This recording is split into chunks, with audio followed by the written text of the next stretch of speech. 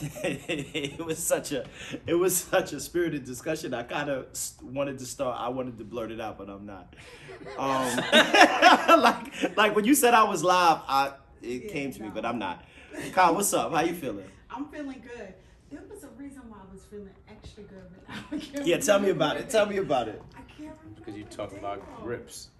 Right, gorilla grips. And that just kind of puts everybody in a very different frame of mind. I just, and for both of y'all are here, I just want to say, Rob, that picture that you put up of Kaisha was so amazing, and I want us to put it up. So, like, I want you to give it to Jay. Like, yeah, in fact, let's put it up. I'm gonna show it on your phone. I'll pull it up. They gotta see this, cause this is this is who I know. Like this, when I saw that picture, I'm like, that is Kaisha right there, hair and everything. That's the Kaisha I know when she told on us for me and Rasan lighting firecrackers in the house. Oh, she was one of those sisters. Okay, you remember that, right? That's me, y'all. You see that? and that's me in the back. Like, what is she doing? Why is the weight so high? Because it was the 80s. It was if it wasn't 80, it may have been the late 70s. She got the shirt You probably was like 5 or 6 there. That picture, that was probably 83. I think that was like my 6th birthday. Oh, okay. Yeah, that's probably like my 6th or 7th birthday. So we're talking about 83, 84. Uh-huh. Because I moved on, and so I had already known y'all for a few years because I moved on the block in 1980. Oh, okay. Yeah. We gonna get into all of it. Jay, what's up? How you feeling? Great, man. 5K. Good. 5K on Sunday. It was a beautiful day. Yeah, you ran a thing Nice. upstate up in Washington Heights? Yeah. It was a beautiful day to run. Yeah. It was. I think I got 7 in that day. The route is terrible, but I don't do that. it's crazy. It's crazy when, I start in the back. So the race starts at 9. We started like 9:10. Mm-hmm. You start running and maybe like 9:12, and all of a sudden we see the people finishing. Yeah, because it's a 5K. But we talking about it's hills, right? Like we're not talking about like a flat surface. Like it's a hilly course. Yeah, no, that's cross country running. Yeah. And stuff. Mm-hmm. But Yeah, I can't believe I would run that stuff purposefully. Right. In my times. And I look now, I'm like, I was struggling to do a mile today. Not struggling, I just didn't feel like doing it.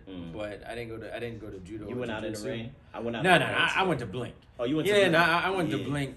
I don't have to run in the rain now, so I just choose not to. Yeah. And I was already out in the rain with my kid, just taking him to school and stuff. So it's like, Nah, but you know what? It felt good. I ran 4 in the rain today, and it really felt. It was a good run. And today wasn't cold. Nah, it was wet, but it wasn't cold. Raina, what's good? We don't often have Raina in the building. Raina's here from Howard. What you on, spring break? What happened? You good? Everything good down there? Okay, shout out to Raina. We love Raina, having Raina here. She's filling her orders over there. What's your business? No, what's the What's the name of it? What's the IG? Underscore by rain. Raina. Byreina, right? Yes. Cool. So we got the entire family in here, and that's where I kind of want to start this. First off, I hope you guys had a great week. I know it was wet today. It was raining all day in central Brooklyn, but I hope you stayed dry and, got done the things that you needed to get done. So here's where I want to start. Like, we talk a lot in this room at Hip Hop Closet at Sweet 607 about tribe, right? Tribe is very important to us. Kaisha and I, although we didn't meet one another until 9th grade, we grew up in the same community. And she went to Satellite West, I went to Satellite East, so we went to like sister junior high schools. And we had a lot of friends that were my friends, her friends, friends in common, because we are of the same tribe. We grew up in the same neighborhood, we went to similar schools, and that's kind of been the root of our connection and friendship.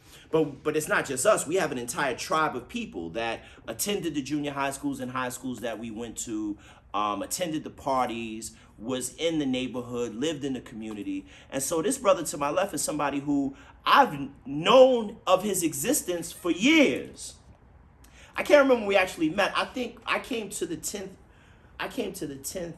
reunion of Bishop Lachlan class of 92. So in 2002, I came to y'all 10th reunion. And I feel like you and I met there. No, I don't even know. I moved back to Brooklyn in 06. Right. But I was back and forth, this is my family is still, after high school I left. I was in Atlanta, Buffalo, Chicago, but I always come back. Right. I can't Oh, I know when we officially met. Where? We did an interview for Our Time Press.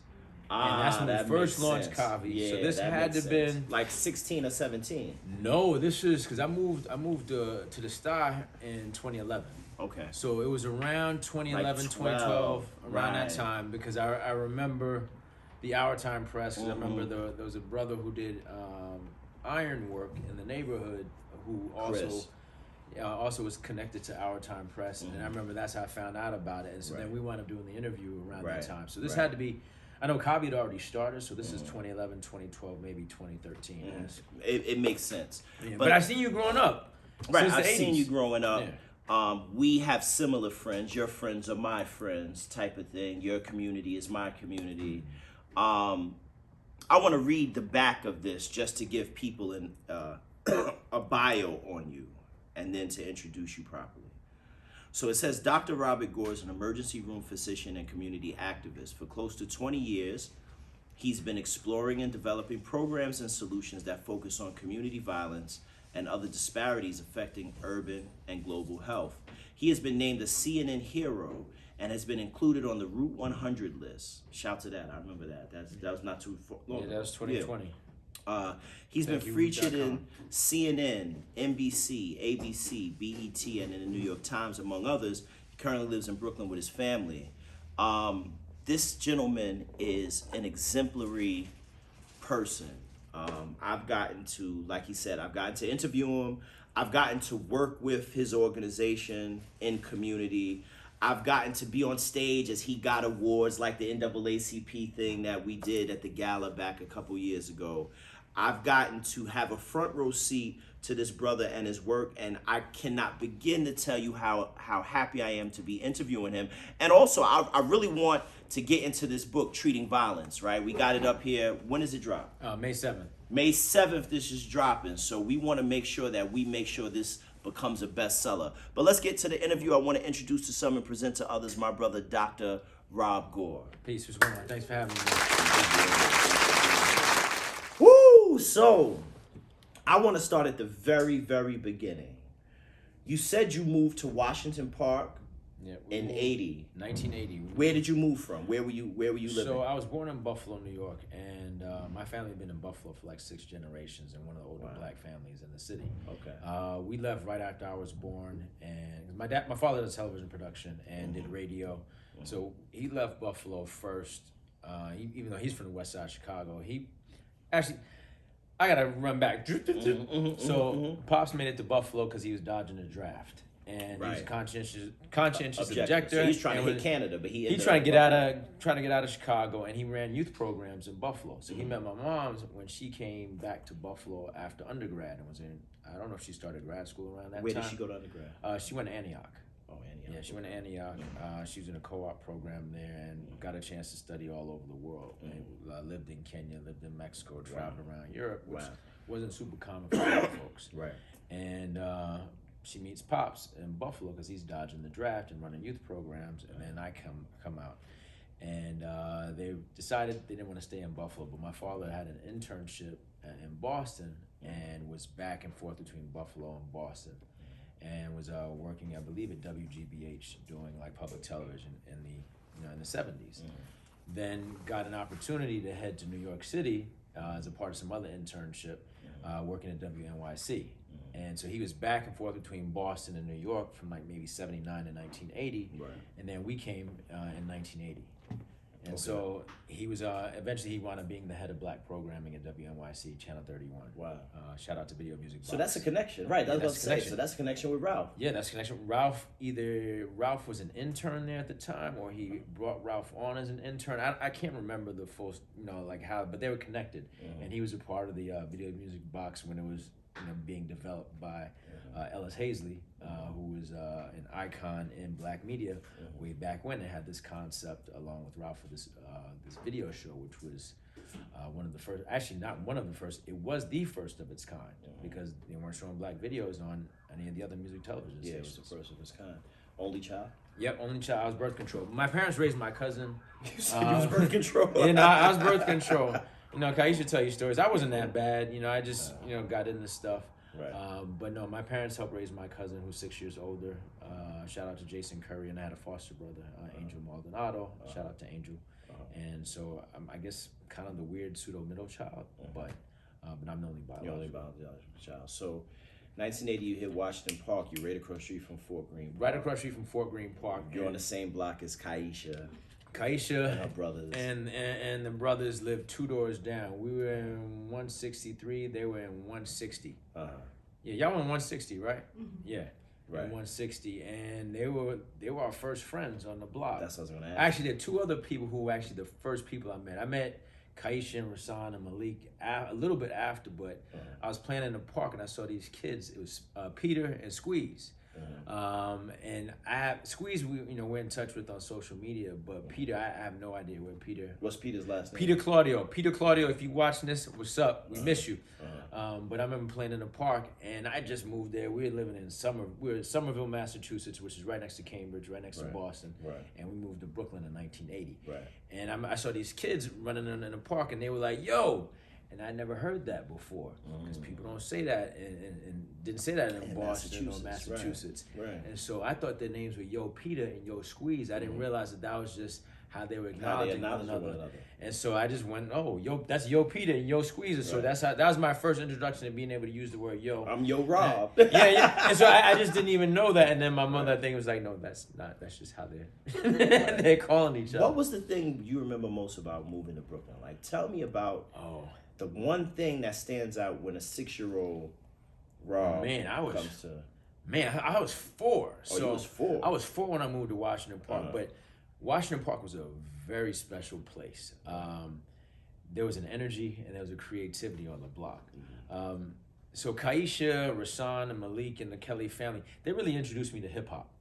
They're the first people I'd ever seen who had turntables, and they would like scratch and stuff. I'm like, oh my gosh, yeah, what's Kai this? told me Malik had turntables. Malik had turntables. I don't even think Malik was in high school. They definitely weren't in high school. Right. So their household, I got to give a shout out to the Kelly family, because their household was actually, everybody on the block was pretty eclectic if you kind of dissect it. Right.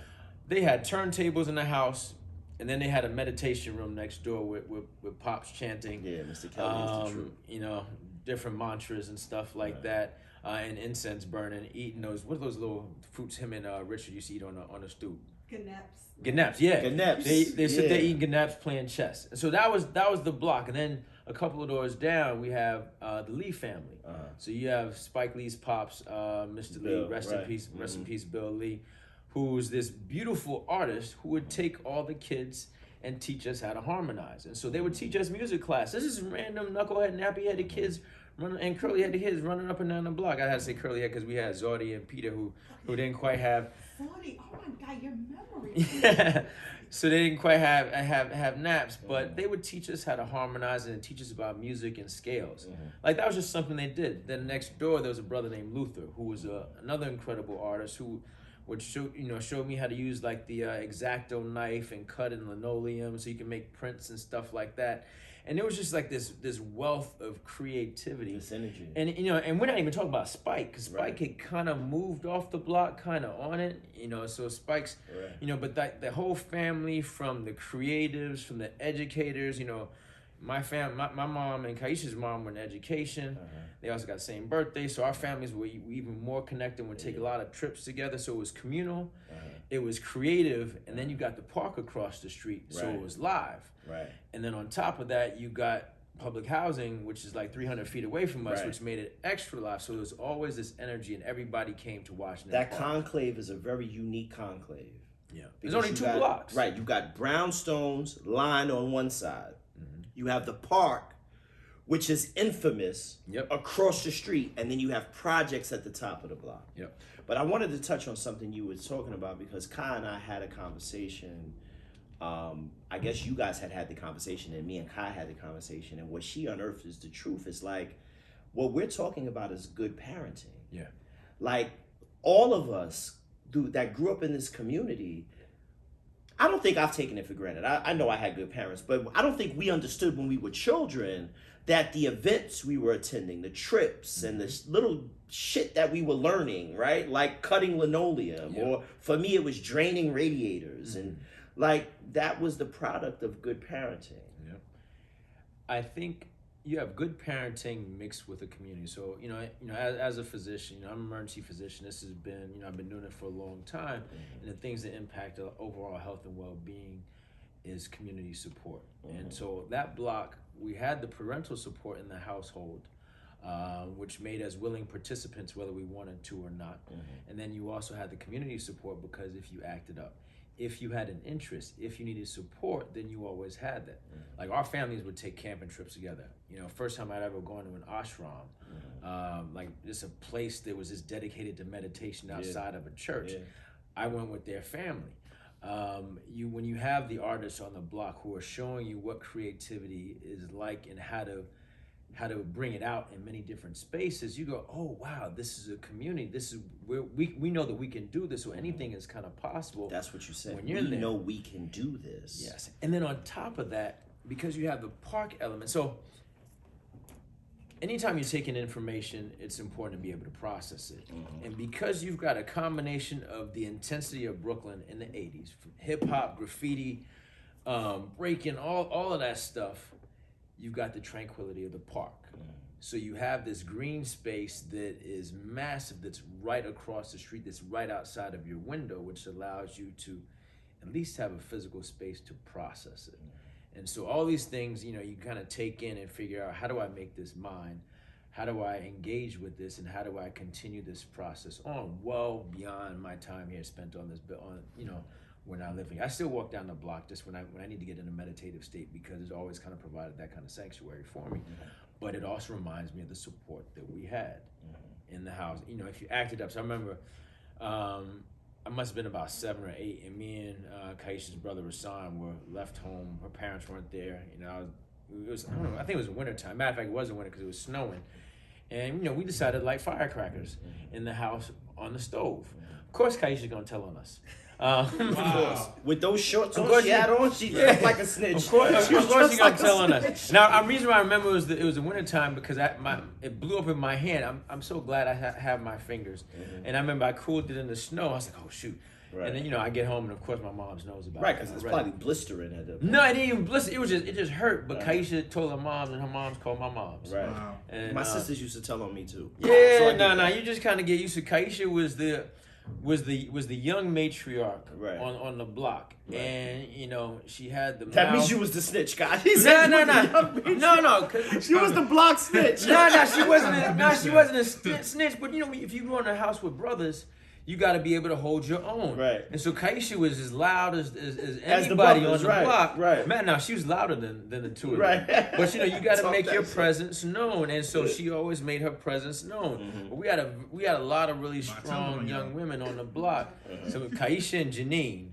And who lived around the corner, like those are some strong women. You didn't want to race them, you definitely want to fight them and stuff like that. right. But they would look out. If they saw something happening to you, they would look out for you, which was like a dope thing about being on that block. I find it interesting how you depicted Fort Greene Park, living across the street from it, and the tranquility that existed. Because I can tell you, growing up in this community, how treacherous Fort Greene Park was at a time. Oh, that as too. It well. was there. Right. You know what I'm saying? And so, But so was the ocean. right. You can The die in ocean there. is tranquil. It's tranquil too. Right. But that's kind of my point, is like the things that we had at our disposal were both nourishing but also could be corruptive. Yep. Right? And Fort Greene Park is a good example of that. Hearing you discuss it, because now as a runner, oftentimes I'll run through Fort Greene Park. And it's nothing like it was when we were No, kids. nothing. There were no heroin addicts up there Right. on top of the hill. Right, nothing like that. No. But there are always pockets of quiet when I'm running. Like I'll do the trail like around the outside of it, and there's always pockets of quiet. You went to what elementary school? I went to a PS 235 in East Flatbush. So Okay, I got yeah. bused. You to got bused to out school. there, and then I went to Philippa Schuyler Middle School for the gifted and talented. Yeah. IS 383. Everybody who goes to Schuyler has to say the full name. Yeah. You have to. You have to. So we got 3 gifted and talented students here: Satellite West, Satellite East, Philippa Philippa Schuyler. Schuyler. And Tell me then- about your experience at Philippa Schuyler, and then I want you to read. And I know we would never do this, right? Because it's all conversation. But because you have a lot of this history chronicled in your book. I want you to read about the piece where you had gotten jumped. Okay. But first, tell me about Philippa Scala. Now, Philippa Scala was a beautiful school. It was a sanctuary for nerds. Did you know Dan there? Did you know her So husband? I knew her husband. Like, I played like Cocalivio and sports. He was 2 years ahead, so I knew him, but he wasn't like right in my running circle. But I knew everybody knew who he was. Gotcha. And so I remember when Kaisha, I think they were, y'all hadn't even gotten married. Y'all were dating or something. I think I saw them on a train once, and I'm like, oh, you went to Skylar. Like I remember people's faces, and it's kind of weird. Right. Because people be like yeah, like you know me. Like, why you know me? Right, It's like, right. no, I remember you from Skylar and stuff like Right. that. I remember, you were 2 years ahead of me. And when you're a younger kid, you're very, you're impressionable. But Skylar was a beautiful sanctuary that accepted kids who weren't necessarily as physically imposing, but also did well in school. Like, it was expected that you do well in school there. As a matter of fact, the kids who were popular, the ones who did well in school, not necessarily the ones who were complete knuckleheads. I mean, everybody's kind of a knucklehead in their own respect, but no, it was beautiful. It happened to be in Bushwick, and Loretta Boyce, who was our founding principal, had created that school because she said, we're tired of not having these gifted and talented programs and these spaces where our kids can learn effectively and efficiently. And so Skylar was born out of that. 235, where I went to elementary school, was born. There's a sister named Miss Pilgrim, Nellian Pilgrim, who's passed on, but she created 235 because black kids weren't getting into magnet programs in East Flatbush and Canarsie. Right. Now we think about Canarsie and East Flatbush as not being is not having white people, but back then in the 70s and 80s, they were very white. It was very white. Canarsie was very Canarsie white. was very, very, very white. That transformation hadn't occurred until relatively past 15, 20 years. Past 20 years, right. But I was fortunate to be in these spaces where we got a chance to learn academically, but also be pushed creatively. I played music and was in band and stuff like that. Learned music theory, played saxophone, and realized that's just a part of what we did. And it's not until you kind of look back and you talk to other people who may have grown up in New York, but didn't grow up in New York. They didn't all have those very same experiences. They didn't have a bunch of artisans on their block. And I think with New York City, we've all spent time outside of New York, and we know when the beauty of New York is that you have all of these elements in very close proximity. When you're outside, it's a little bit of a stretch. You have to have certain social clubs to engage with people in different ways, but in Brooklyn, it's in your face. And so we always had that kind of in your face element with Skylar, with academics, with the arts. And then you got to get home. Right. And it's the path home that takes you out of that sanctuary into a world that is not as forgiving before you get back to your home sanctuary. And so a lot of the story with me and violence prevention and the work we've been doing started from that journey from one safe space to another safe space. But in order to get to that safe space, you got to go through certain elements. And so I think it's a very important thing that you're discussing, because the 80s in Brooklyn, the streets were very unforgiving. And yet, we grew up in a time where safe spaces were created for us. Like, even the Gifted and Talented program, like when you really look at and analyze the Gifted and Talented program, there were people in places, superintendents like Lester Young, founders like Miss Boyce, principals like Miss Corbett, that made the decision that we were going to cultivate the intelligence of the children in our community. And in elementary school, if you exhibited exemplary intelligence for a third grader or for a fifth grader, you were placed into gifted and talented programs. And those gifted and talented programs were the incubator for the urban professional landscape of New York City. Anywhere I go, like, and I work in community, wherever I go, the leader of community-based organizations, the leader of public safety initiatives, the people that work in the mayor, like all these people, I can draw directly back to gifted and talented programs. Oh, you went to Satellite West. Oh, you went to Philippa Scala. Oh, you went with me to Satellite East. Or you went to Tech. You went to Lockland. So our elders really designed safe spaces for us with a level of intent. But like you said, once you got outside those doors, It's very different. it's very different. So now talk to me about So one of the early stories in the book. So when I was 11, I got jumped. right. You know, and for us growing up in the borough, it's almost a rites of passage. Yeah, It's I got not, jumped before. you know, will you get jumped? Yeah, shout It's to a Larry matter- Bowman. Larry Bowman jumped me. Him and his people jumped me. If I see you, Larry, it's on. I don't care how old we are. I don't care how old we are. But yeah, go But on. no, but it's one of those things that is not if, it's a matter of when. And you always kind of got to be ready. So I remember I was coming home from Schuyler. You know, I took the 54 bus. Me and my boy Alvin Young. Alvin lived across the street. I don't know if he was in Walt Whitman or Ingersoll. But we would take the bus. We went to 235 together, went to Schuyler together, went to Laughlin together. So we would take the bus from Fort Greene all the way down to Bushwick. You know, I get off the bus on the corner of Myrtle and Carlton Avenue, walk past the bodega, and then these two dudes grab me, punched me, kicked me, and dug my pockets, hit me in the face. And, you know, I'm like freaked out, and I'm 11 years old. And so my job is, I'm like, how do I function now that I'm completely dysregulated? I got caught off guard, and, you know, I'm pretty thin now, but I was pretty scrawny back then. And, you know, I didn't, you know, we wrestled, but I didn't fight. Like, I didn't have like this anger streak in me that would make me want to scrap just because I got my buttons pushed. Right. I'm pretty diplomatic, but that just kind of took me into this space. It was like, okay, I'm not safe here. And so now, how do I change my now? How does my perception change of the environment, and what do I need to do to maintain the level of safety? And so we talk about like Fort Greene Park. And this happened right across the street from Fort Greene Park. This happened less than 100 feet from Kaisha's house, less than 125 feet from my house.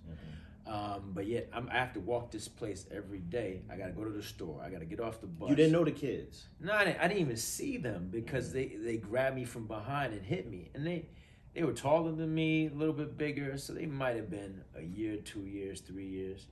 And they see an unsuspecting kid with a big ass book bag, easy target. And that was Brooklyn in the 80s. And now it's Brooklyn in the 80s, and that completely changed. I can even read. You want to read this Yeah, section? I want you to read the section. Yeah, I want you to read the section. I can't wait to get this book, bro. I know. We'll get you. Yeah, I can't wait. So, in 1988, I was 11 years old and a sixth grader at Philippa Schuyler Middle School for the Gifted and Talented in the Black and Latino Bushwick neighborhood of Brooklyn, long before it became the gentrified neighborhood it is now. Back then, it was still dotted with the remains of the industrial area it had once been, mixed with a multitude of discount stores, houses with aluminum siding, and bodegas. Schuyler was a haven where the teachers expected students to work hard and excel in academics. We also expected it from each other. I weighed no more than 90 pounds, a nerdy kid who loved Star Wars, G.I. Joe, and comic books. My route coming home from school was uncomplicated. I got out of school and took the B-54 bus down Myrtle Avenue to Carlton Avenue in Fort Greene, just a few miles from Schuyler. It was less than a 2-minute walk home from the bus stop unless I went first into the bodega to get some candy and a quarter water, a highly sugared drink with food coloring that cost 25 cents. Usually that might be all the excitement I would have before watching my afternoon cartoons and video music box, the first black video music show in the country. But this day was different. This day, shortly after I got off the bus, I got jumped. Two guys who were probably just a little bit older than me, but a lot bigger than me, grabbed me from behind, punched me in the face and stomach, causing me to double over, and then dug in my pockets. All I had on me was $1, my saxophone mouthpiece, and the city-issued bus pass that I used to go to school. Slim pickings. They ran off after my neighbor Sinke yelled and chased them away. Sinke, we called him Sankey, but Sinke, then in his early 20s, lived with his father, Bill Lee, and his stepmother and siblings just 2 doors down from us. Sinke's older brother was this young black filmmaker named Spike Lee, whose first film, She's Gotta Have It, came out a year and a half before. At the time of this incident, Spike was grown and gone, well on his way to his worldwide success as a filmmaker. I met him, but I didn't know him. Our families were close. I used to sit on their stoop daily playing with their family dog, Baron, a small brown Dachshund. Mr. Lee was also my first music teacher and taught all the kids on the block how to sing and about harmonies and musical scales. For all the toughness of Fort Greene at this time, it was a community where people looked out for each other and took care of each other. We lived on the 3rd floor in a railroad-style apartment of a 4-story walk-up brownstone. I didn't think about whether we lived in a middle class or an impoverished neighborhood because I didn't have that vocabulary. It was home. Walt Whitman Public Houses, where most of the residents were at or close to poverty level, was less than 300 feet from the door to our apartment. I had friends who lived there and in the Ingersoll houses across the street from Whitman, who I played with and visited regularly, like Alvin and Izzy. I also played with the kids on Myrtle Avenue around the corner, like Bruce and Alex, Janine, Charmaine, Zach, and Charlotte, and the kids on my street, like Chad, Rasan, Malik, Kaisha, Squeeze, Yeah. and Peter. Sometimes a few of us would play in our apartment, and sometimes I would go over to theirs, and when it started getting late, we went home. I wasn't discouraged from playing with the kids around the neighborhood, so I never thought about class. We had a sprinkling of white people on the block and some Latinos, but the neighborhood was predominantly black folks. There were school teachers, office managers, construction workers, artists, filmmakers, and musicians who lived on the block. Until I got much older, I didn't realize how multidimensional and multifaceted our neighborhood was. I'm grateful that I grew up there.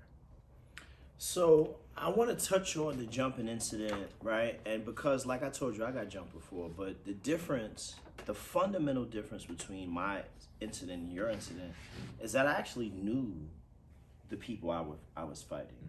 And I knew why I was fighting them, right? Like it was, you know, even in my young mind, even in 7th grade, because this happened to me in 7th grade at Satellite East, even in my young mind, I understood that they were jealous of me, right? The reason why it happened was because of jealousy. And so I kind of forgave them. Like, not in a sense of like, oh, I forgive you. Like, it wasn't a verbal or active thing, but it was just like, I get it. Mm-hmm.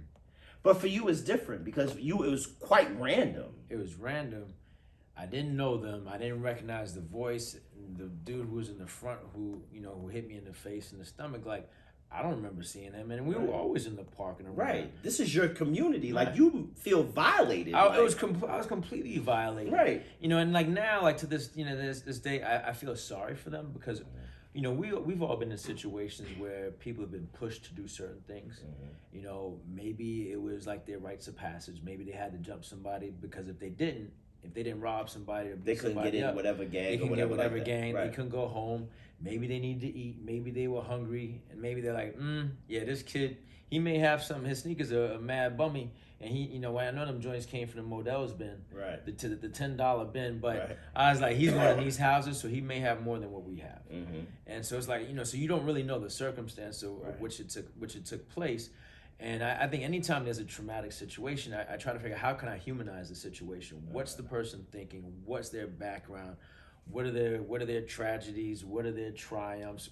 Based on how they physically look, their accent, everything. Mm-hmm. And it makes them less of a villain. Because I think we like to split people into heroes and villains. Mm-hmm. But now I like comics. In the comics that we like the most, and the movies that we like the most, is when they start to humanize the person we always thought as the villain. That's why the Joker. The villain, right. That's why the Joker Magneto, was such a Magneto. It's right. like, oh shoot, I didn't really know that whole tragedy with Magneto and the concentration camps. So, oh man, they really messed with Joker. He had some mental challenges. He had some stimming, and he was ostracized, and people kept picking on him. Remember the Gotham series too, when they had the Riddler. They're like, oh man, he was just awkward dude, and he got pushed, and then eventually really a nerd, a smart guy that got pushed beyond his limits, and they get pushed.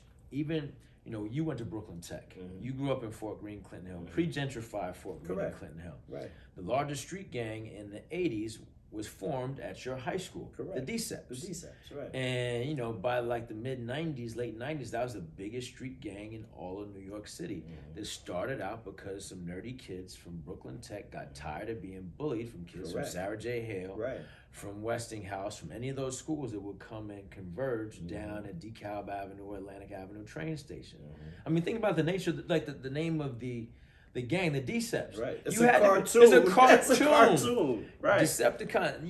It's a cartoon, so you had to have some sort of weird nerdiness to even be watching the cartoon itself when it came on 3 o'clock, 3:30. And to adopt the names of the actual people. Yeah. Megatron, Soundwave. Mm-hmm. You guys were watching cartoons. Yeah. So there was a level of innocence that was taking place, but innocence lasts but for so long. Exactly. before this thing, because I want to kind of build with you about how this affected you as a young adult, but what did you want to be when you grow up? Like, because you're a fucking doctor, and what I'm telling you is in school, when everybody was asked, yo, what you want to be when you grow up? What you want to be when you grow up? People would say doctor or lawyer, right? So in that interesting picture that we had with Kaisha, with the shorts, with the shorts up, Pastor Navy. Live that down, huh? No, I'm about to post that on my TBT.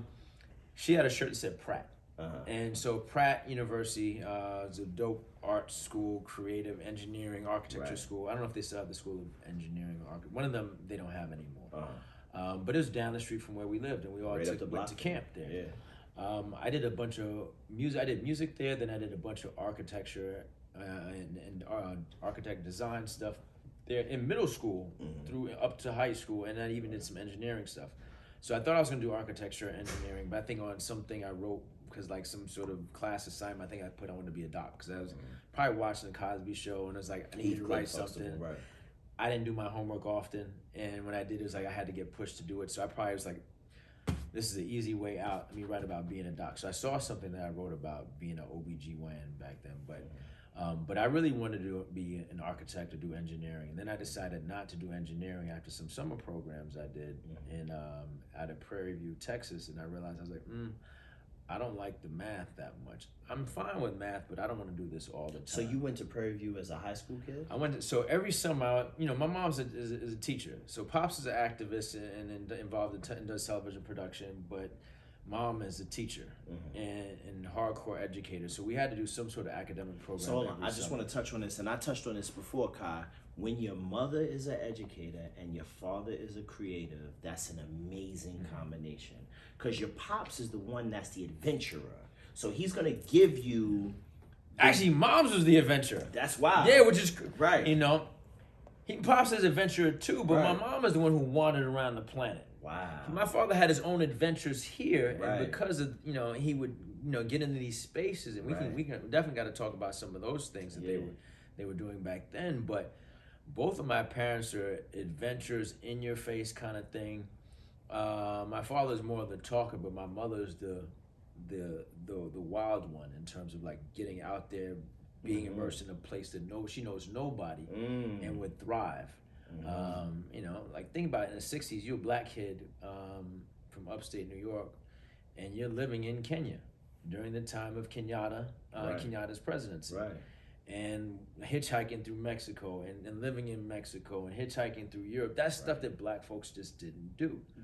But it was a beautiful combination. I didn't think it was a beautiful combination at the time, because you look at your parents as these caretakers and disciplinarians. You're like, I don't want to do this. I want to do this for the summer. But she was like, nah, you can do some sports stuff. So we did sports programs at LIU in the summer.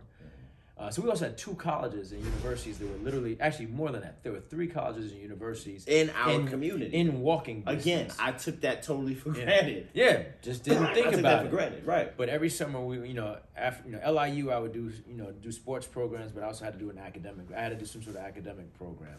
And there wasn't an academic program. My mother gave me worksheets and stuff I had to do all the summer.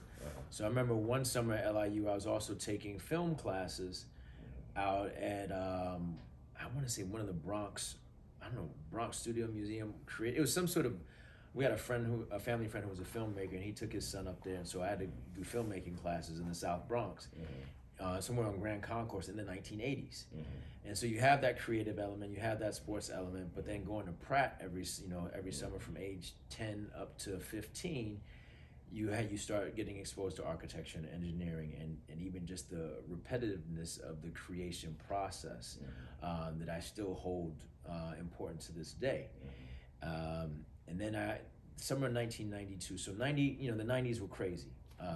Crack is already around, gang stuff is all around, trying to figure out how do I stay safe, and I got an opportunity to get away and leave Brooklyn for the summer.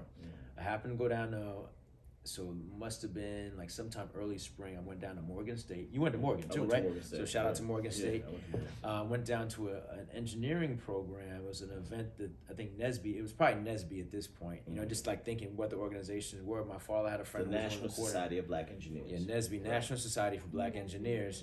I know Kaisha was a part Yeah, of Nesby. she was a member, right? Nesby had sponsored some sort of high school science and engineering kind of thing, and they had all these exhibits. Most of the kids came from Maryland. I was Right. like, and there were like a couple kids who got bussed down from Jersey.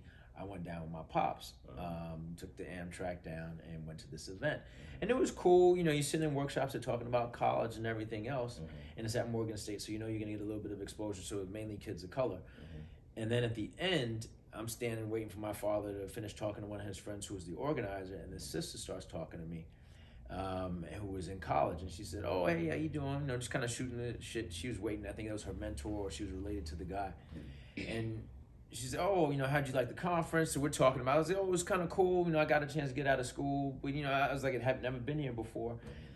And she said, "Oh, what are you interested in doing?" I said, "Well, I've been doing all this architecture and engineering stuff in the summer at Pratt." And she said, "Oh, have you ever heard of Prairie View A&M?" And I said, "Prairie what?"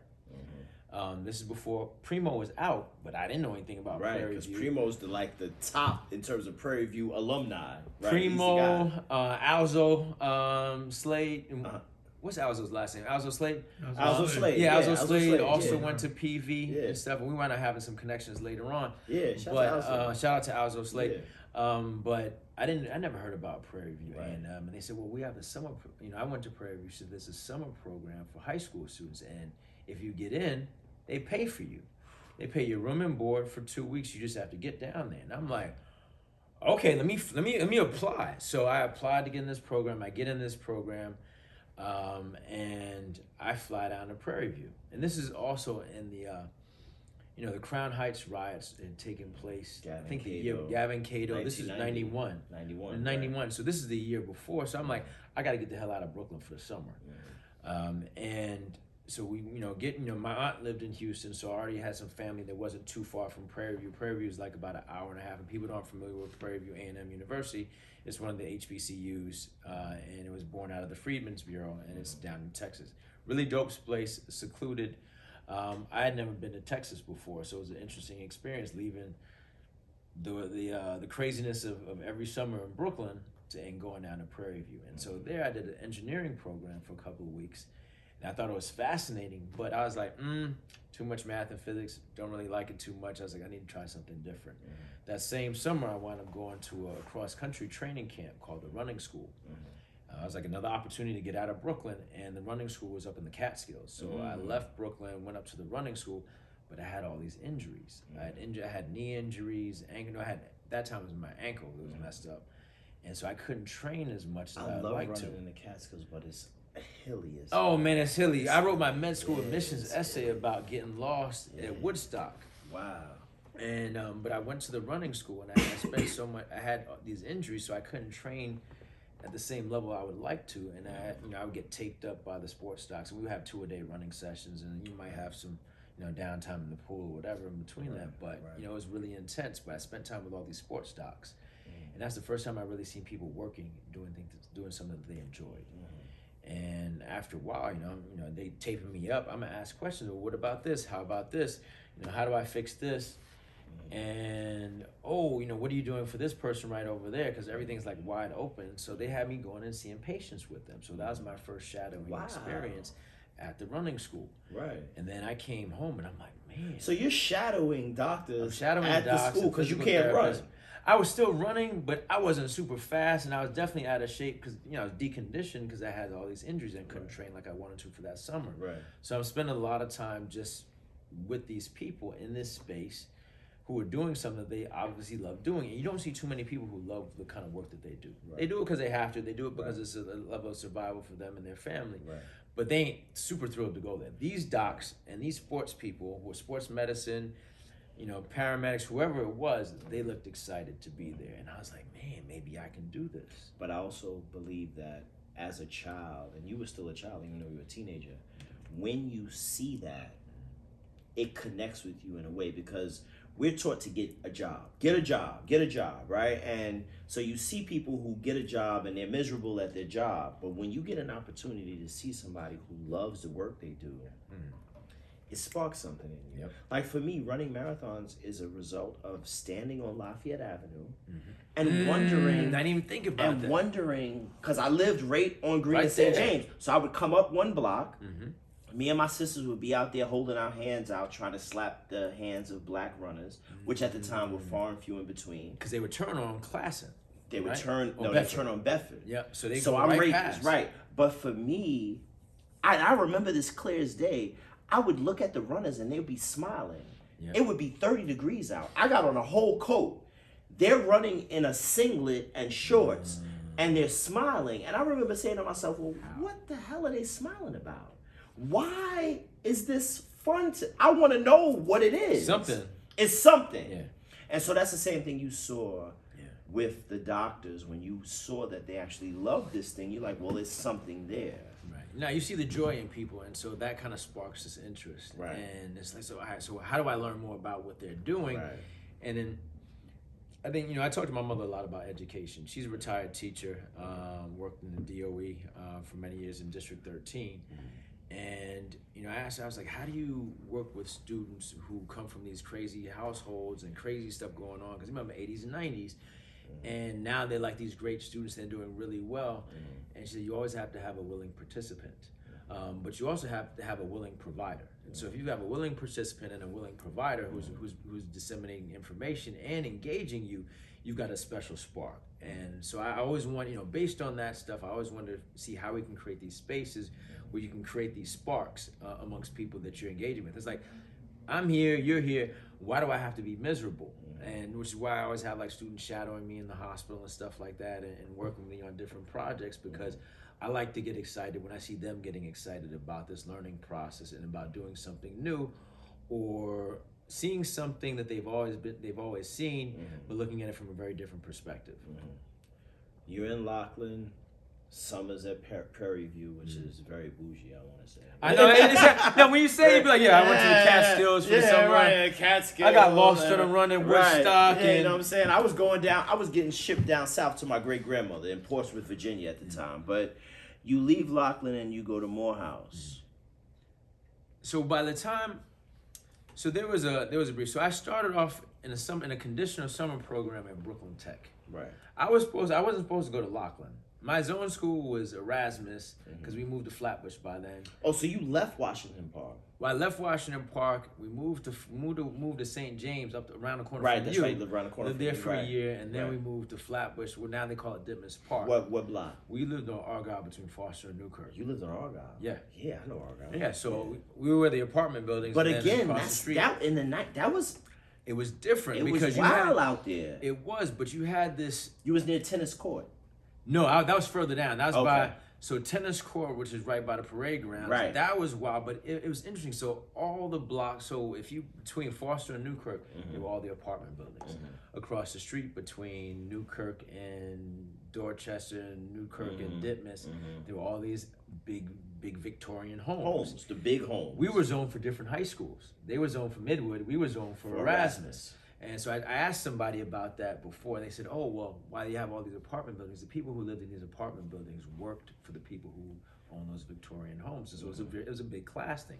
So I missed getting into Brooklyn Tech by a couple of points. I got to go to a conditional program at Brooklyn Tech for the summer, and did well in the English class. Failed the math class with Mr. Wagshaw. I know y'all know who Wagshaw is. So I failed the math class, and I was like, damn, I was devastated. But because I was screwing up in the 8th grade and not doing homework and just kind of doing what I wanted to do, I got the threats. It was either I was going to military school. I think it was like some sort of Virginia Military Academy for boys. And they was gonna there's the do you threats. dirty. My pops, they weren't playing. They was gonna do He said, you you keep this shit up, you're going to military school. Right. And then Piney Woods was another one. Right. Black boarding school down in Piney Woods, Mississippi. And I was like, man. But the military school, I was like, it's the 90s. I was like, I don't mind wearing fatigues. I've been wearing fatigues since I saw G.I. Joe in the 80s. I still got on fatigues now. Right. Because of that, that's part of my favorite aesthetic. But I was like, I don't want to wear it for school And I was like, I'm not trying to do that. So I begged and pleaded to go to Laughlin. And I was in there, it was a condition. They were like, you got this one chance. It was almost like Eminem. You got this one shot. You got one shot. Right. And so by that point, my parents were paying for school, and I was only supposed to be at Laughlin for a year, but I started doing well. The smaller class sizes. I probably would have gotten lost at Brooklyn Tech, just based on personality. It was a lot of people. And then I ran track.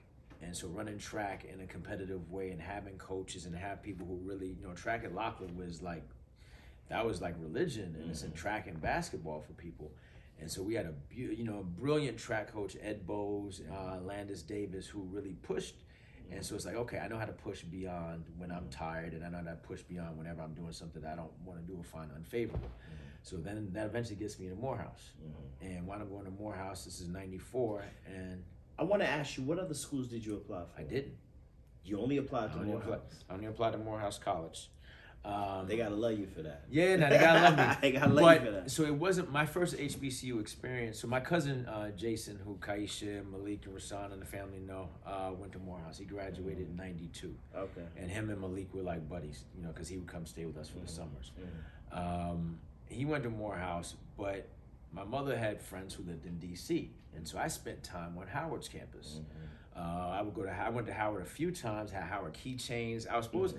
My original school, that was like my dream school, was going to be Howard University, because that was the one I knew. You know what's funny? All of us have Howard stories. Yeah. Any young child in the 80s and 90s that had HBCU experiences, Howard was part of that experience. Howard's a part of it. And this predates a different world, and I was like, I had keychain, for years. And then when I went to Atlanta for graduation, it was like, I think I'm coming here. Once you get, all you need to do is have the people from that school get their hooks in you, and it's a wrap. Yeah. So I happened to go down during graduation and stuff. They got the processional, the African drummers at graduation. I was like, this ain't never look like any graduation I've ever seen. Right. And my cousin and his friends, they're going off to grad school and whatever. They were like, look, there are a lot of places that will take care of you, but you want to be a leader, this is where you need to come. And they bought me books at the bookstore from Shrine of the Black Madonna and stuff, and they're like, you need to read this before you come here, brother. And I'm like, this is 1992, so everything was happening in 92, from the Prairie View experience, going down to Atlanta and Morehouse, going up to the running school, and then I also, this, I'm not used to seeing people with cars that are young people. And I remember I was in the West End at a Wendy's. It's so funny because I don't eat that stuff no more. So, but I'm in a Wendy's in the parking lot, and this sister who was in a convertible, she's like, "Hey, how you doing?" I'm not used to now I'm thinking it's probably Southern hospitality. It was, right. I'm just like excited. I'm like, the sister who's in a convertible. There's a college because she had a book bag or something. And it had like a Spelman thing on there, the outline. I'm like, women have cars? Right. I was like, people my age drive convertibles, and she waved to me and smiled, and I was like, shit, I need to come down here. I had no idea that was Southern hospitality, and that's just how people spoke. Everybody from Brooklyn that went down south to school has stories like that, like where you like, wait a minute, no comment. Wait a minute, like, wow. Like, they're all saying hi to me. I'm walking down the yard. They're all like, hey, hi. Like, oh, wow, this is different. Yeah, talking to women in the South is different than talking to... I didn't realize that girls were rough growing up in New York. Right? New York. I had no idea. Kaisha... Fighting niggas. Kaisha, beautiful spirit, but Kaisha was rough. Right. Every girl is not like Kaisha. Yo... Quit playing! I didn't realize that people didn't talk to each other like that. Why you acting like? I didn't realize that the intonation of how people just spoke. I didn't realize that was different. And, you go away to see your family in other parts of the country, but when you're on a campus, it's like, oh, this is the norm. It wasn't until I came back after I think Thanksgiving break, and I was like, oh shoot, that's just Brooklyn. Right. I was like, Brooklyn girls are just rough. It's not just the ones I know. There's a beauty in it. It's different. Yeah, but Needless to say, Southern hospitality got me, and I left. Yeah. And I wound up going down to Atlanta. So I got a brother that went to Morehouse. Shout out to Kendall. My brother Kendall went to Morehouse. From Jersey? Yeah. So Kendall and I went to 235 together. Yeah, that's my brother. We went the same 235. We went to Lachlan together. Yeah. And then he left Lachlan and moved to And Jersey, and moved to they went to Jersey. Morehouse. Right, Yeah. they went to Morehouse. Shout out to Yeah. Kendall. He's a Yeah. state trooper. Yeah, well, Oh, he was. I got to tell you a story about that. He Okay. wound up, Well, he was in a force. they or something. railroaded him. He was a state trooper. They railroaded him on a stop. Okay. And so he went through a lot, but he's back in Atlanta now. Okay. He Tell him went I out to said see- what's up. Shout Absolutely. out to Kendall. Absolutely. Yeah. But when I was younger, I always compared myself to him because I was like, well, I'm at Morgan State and I'm like having fun, but he's like at Morehouse. And it just seemed like a different echelon. Like it was like, oh, he's like here. Tell me about the Morehouse experience. So the Morehouse experience, so like,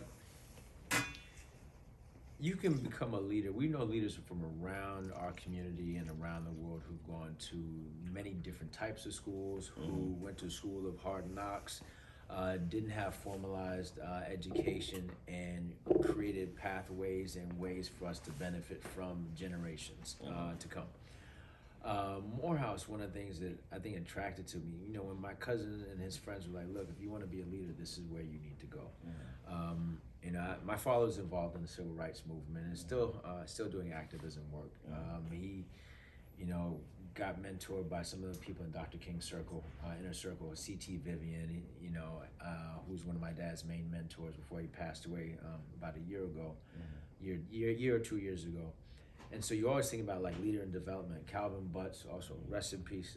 Dr. Butts was a mentor of mine too. Right. And so you're around these people who went, Reverend C. Vernon Mason, Dr. Who Mason. my birth father worked with. Yeah, Reverend Mason, incredible people. So these are people that I had growing up around me to talk to me about anything. Right.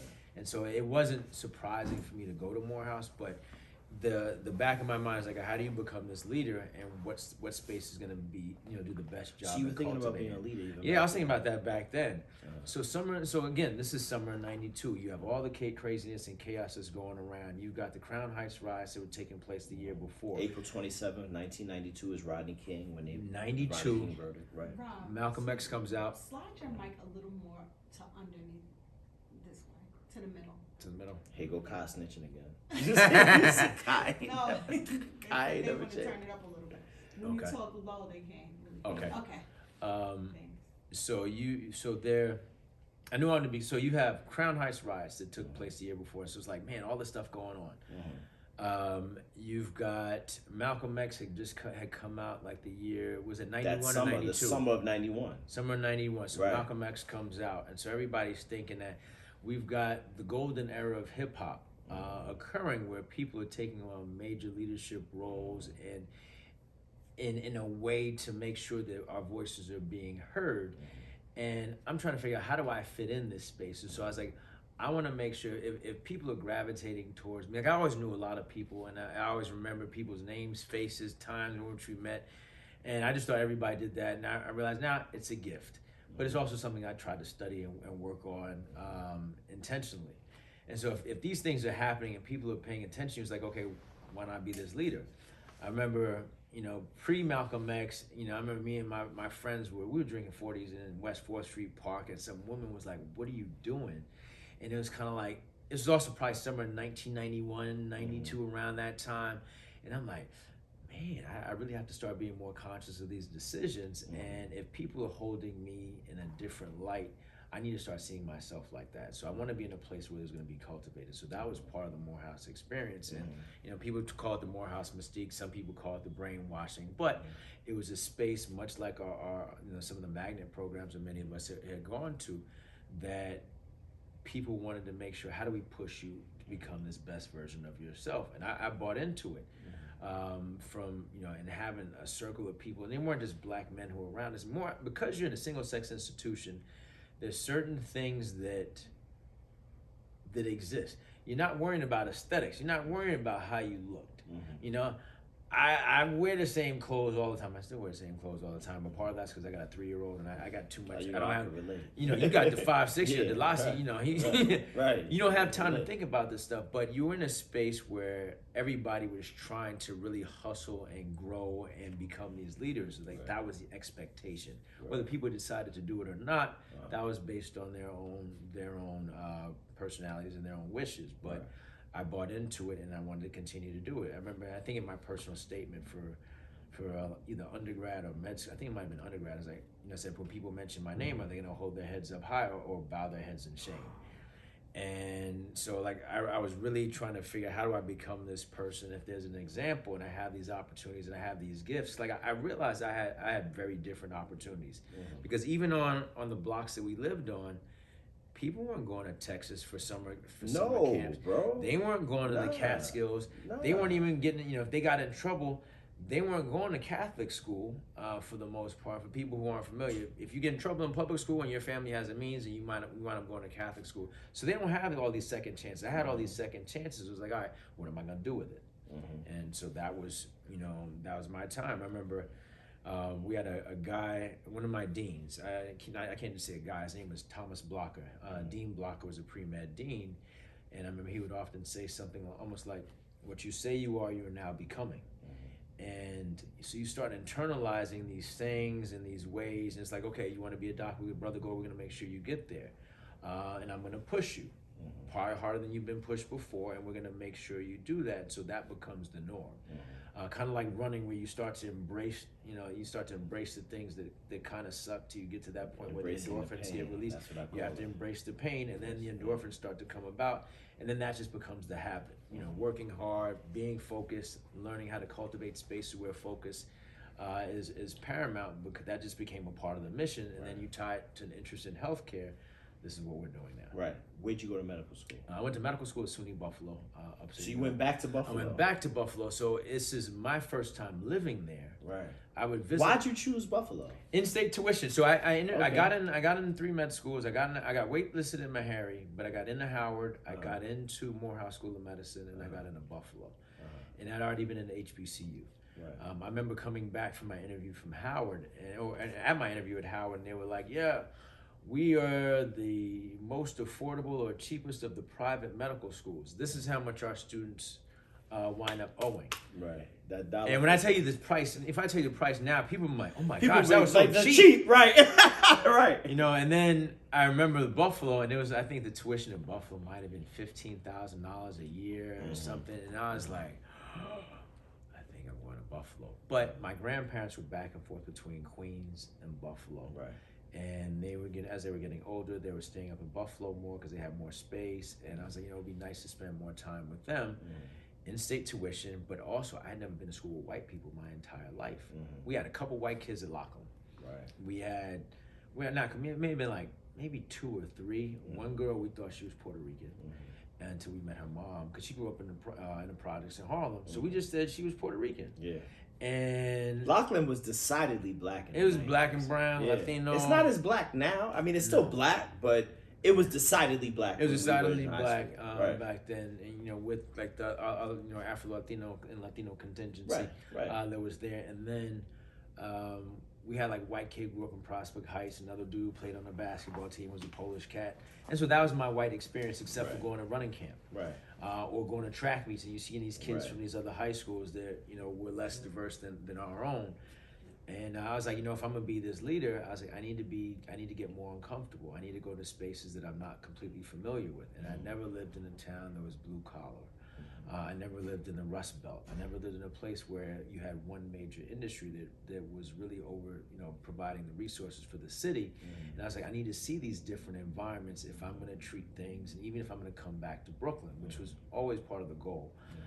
So I wound up going to Buffalo. And then it was kind of different because, I was born here, but I'm not connected here. You're not connected. I've never spent any time there other than visiting family. Buffalo is a hard city. It's a hard city. Upstate New York, I don't think people that live in New York City really understand. You go to Syracuse, you go to Rochester, you go to Ithaca, you go to Buffalo. It's very hard. The weather's hard. Yep. Right? It's very you got beautiful rigid people, but the environment is hard. And you factor in an industry that has died.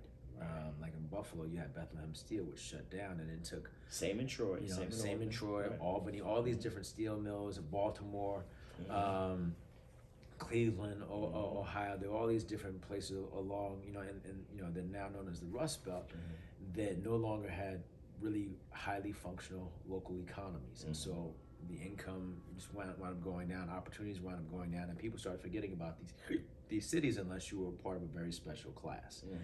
And so seeing Buffalo, I like listening now, like some of the Griselda stuff, and all that stuff. It makes sense. Buffalo's a hard place, and when there's no money and there's no resources, and you don't have the high turnover of new people coming in and out because it's 8 hours away from New York City, and the weather during certain times of the year don't make it as accessible to other parts of the country. You have people who are homegrown, who understand certain ways of life, and aren't always open to new ways of doing things, but because of that, they kind of welcome you as somebody who's kind of their own, but not kind of their own. They're not really excited to have outsiders, but they are happy because, especially if you can help provide a connection. So being back in Buffalo, I learned, even greater importance of how to connect with people in these different spaces. Because and finding those connections, because when you're looking at medicine from the point of a science, you're memorizing facts and recognizing patterns, but the humanistic element of what's being provided, you realize it has to happen because you're connected to the people. If you're connected to the people, you're not afraid of the people. If you're not afraid of the people, then they can be honest with you, and you can be honest with them. And so I learned a lot of that being in Buffalo, connecting with family members, and then on top of that, like, people knew who I was. It was a very weird kind of thing to go to a place where you go to a town and they were like, "Oh, you were in the newspaper the other day," because my grandmother was a historian, and my college roommate from Morehouse happened to be from Buffalo. Shout out to Mike Kopic. Mike is now an attorney and he's like general counsel for Airbnb. Brilliant dude. Happened to be from Buffalo.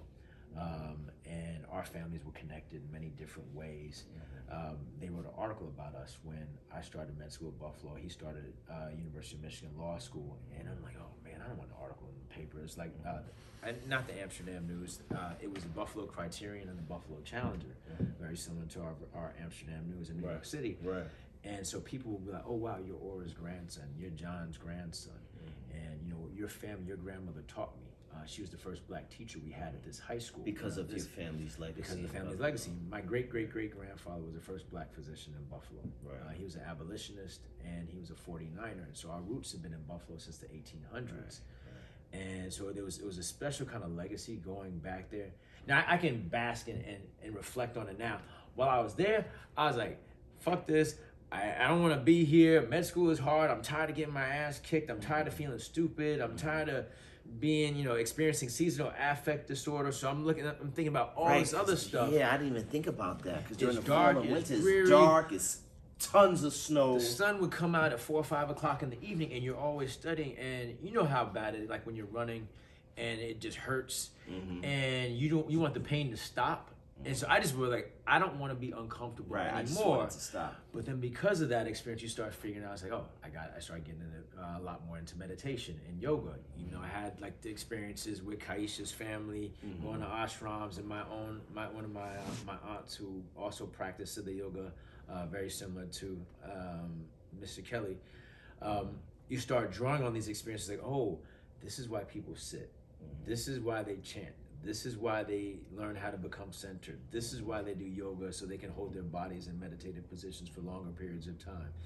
This is why you have to go out and seek community, because it brings a level of balance when you're just in these spaces and all you're doing is studying. It's like, oh, when I'm not angry and I'm at peace and I'm resting, I can engage with people and be a lot more personal. When I'm more personable, then they feed off of the people I'm engaging with, feed off of that, and we have a beautiful dialogue that's occurring, whether they're a patient that I'm taking care of as a student, at the time, or somebody I'm just engaging with. It becomes a very, I guess, not intentional, mindful. Just practicing being in this space and understanding, being present. Right. And so all these things you start learning because you're in this very harsh environment that you're not familiar with, you don't know all the people there. There's a little bit of familiarity, but you're just trying to survive. But through that, you start developing these ways of handling yourself. I think that's so wild that you see it that way. Like, you lived in a city where your family had a legacy connection, and yet you were very uncomfortable. Not just with the city, but with the connection. With the connection, because you're not used to being people that, so when you're the only black person or one of a few, there were 3 black guys in my class. So, at Morehouse, everybody's black. Or they're Asian. There was we had a couple of white dudes. Steve Shakai, shout out to Steve Shakai. Steve was the one white dude in my class. Every HBCU has that white guy. Yeah, he grew up in the backwoods of South Carolina and stuff. And so he was the only one I really knew who was in college that was white. Right. There were the handful of white kids at Laughlin, or two or three of them. At Schuyler, there was one. There's a kid named Russell Stidoff. Russell's pops was the math teacher at the school. He was the only one. I didn't see any of this stuff, and so you go from a place where you can blend in and engage to a point where, oh wow, everybody knows who you are because you're the only black kid on the medical school campus who has their hair locked. And you're the one who was in the paper. You're Aura's grandson. So all these older people are coming up to you in the supermarket, and it was welcoming, but you also felt like there was a lot more pressure on you to perform. And so it's like, can I take this pressure? I'm uncomfortable, not because I don't want to be there. I'm uncomfortable because can I keep this up? What if I fail? What if I don't do well in this? What if I don't make it out? What if I flunk out? And so your mind starts going in all these other places instead of being mindful of what you have access to and the brilliance and the amazing spirits of my immediate family who's there. I'm not seeing all that. I'm stuck in survival mode. So if somebody's experiencing, stress itself. I know we look at David Goggins and these extreme athletes and learn about their brilliance and abilities, to push through stress and barriers. Jocko Willink talks about a lot of this stuff too. But it's the growth process is uncomfortable, and you kind of have to embrace the discomfort in many different ways, and we don't like to embrace that. And so med school was uncomfortable, was highly uncomfortable. Being one of the few black people in my class, highly uncomfortable. When you're in the med school and you're walking down the hall, and the patients want you to answer questions because they're not comfortable with the white docs or white medical students who explain some stuff, and they're calling you out in front of them. It's unsettling because it's like, oh shoot, what are these other folks gonna think? But then over time you realize oh shit, I speak another language. I was like, this is a superpower. I was like, I know how to connect the dots. And the people who tend to thrive in some of these spaces are the people who are able to process the stress, who can connect the dots, and you can start seeing the benefits from these crazy ass harsh experiences. So when that started to happen, Buffalo started to take on a very But do you see that you manifested that? You wanted to be this leader, bro. You went to Morehouse because your peoples told you this is where you need to be if you want to be a leader. Now you're in Buffalo in medical school and you have the opportunity to build your leadership skills. And it hurts. It hurts. It's uncomfortable. You read it all the time. And if you in literatures in life, if you explore just the overall concept of the hero's journey, you have this coming from one space, going beyond, and then having that the prodigal son kind of returns, but there are all these hardships that person has had to embrace, the hero or the heroine. And you read it, but reading about it is just intellectualizing it. You have to live it, breathe it. If I start talking to you about what it's like to take care of somebody who's dying, I can paint all these pictures, but until you're in the room and you see what's happening, you smell the smells, you hear the screams, all this kind of stuff, you really use all of your senses to engage with that person. I can only describe it so much. You can't really describe it. So experiential learning is a part of the process, and we're both fathers of young black boys, and we know how society tends to look at black boys, especially big black boys. They're not as forgiving, so we're protective, but at the same time, I'm learning now. It's like, okay, how do I let him be so he can become his own person. Give him the guidance, but at the same time, not completely remove him from harsh realities, because that's how he builds himself. You got to do it just like it was done to us. You got to put them and curate safe spaces for Yes. them in which their mind can grow and their body can grow.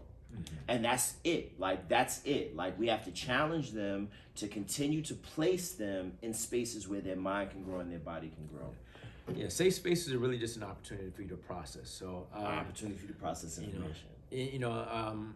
I've been looking with all the work I've been doing with violence and trauma, I started looking at a lot more causality in recent years. From engaging in martial arts, judo, Brazilian jiu-jitsu. That in order for growth to happen, there has to be a stress on the body. That's how muscle gets built. That's how you start learning new languages. The repetitiveness of doing things that suck are able to develop new neural pathways, and that's how you develop, neuroplasticity, develop these new connections, Right. and be able to synthesize information in a very organized fashion. When your body is stressed to a certain extent, that's how you build muscle. That's how you build new skill sets. But there has to be a rest and recovery period, which is really just a time to reflect and to process. If there's no recovery period, your body starts to shut down, and that stressor itself winds up causing a lot of deterioration. And so we see so many people who get the stressors, but no safe spaces to be able to process. So that fine line is to really, how do we cultivate safe spaces? How do we give people the tools that allow them to process what they're experiencing in a way where there's community, or even some alone time for personal reflection? I'm not anti alone time. You need to have that for you to figure out what's going on. I think a lot of the stuff with neurodivergence and people not processing stress right now is because they don't have those times to shut off. Right.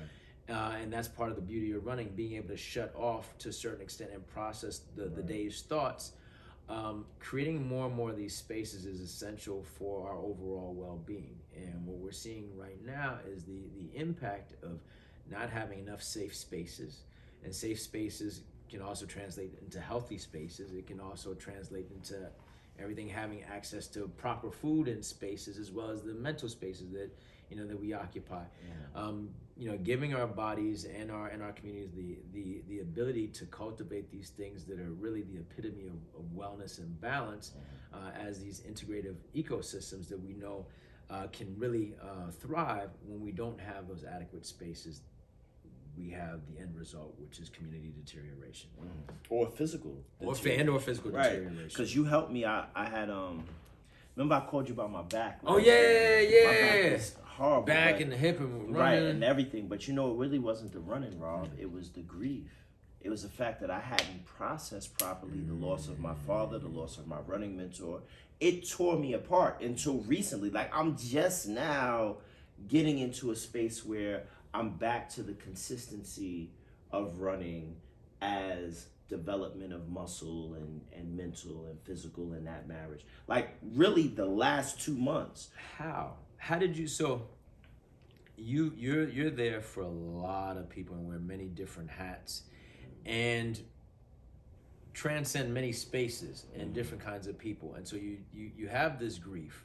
And you have a family, so your day never stops. Right. So what did you do to process it, to get to the point it's like, okay, I realize there's something going on, and I realize this is an active recovery thing that doesn't stop. 2 things. The first thing is alone time. I had to make a priority out of being alone and to be able to process alone. Because like you said, I do a lot. And so you can hide in that menagerie of doing a lot. Right. You could be a father, you could be a community guy, you could be an employee, you can be a lover, you can be all those things and hide your grief in all of those things. So the first thing I had to do was really find alone time. But the second thing is to really be accepting of it.